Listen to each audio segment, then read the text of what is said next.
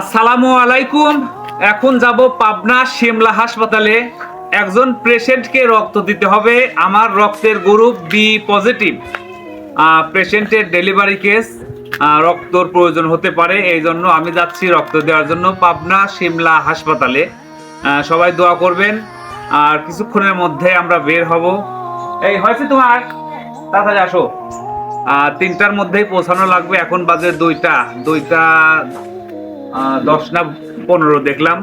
কিছুক্ষণের মধ্যে আমরা শিমলা হাসপাতালে পৌঁছাবো। আমার রক্তের গ্রুপ বি পজিটিভ।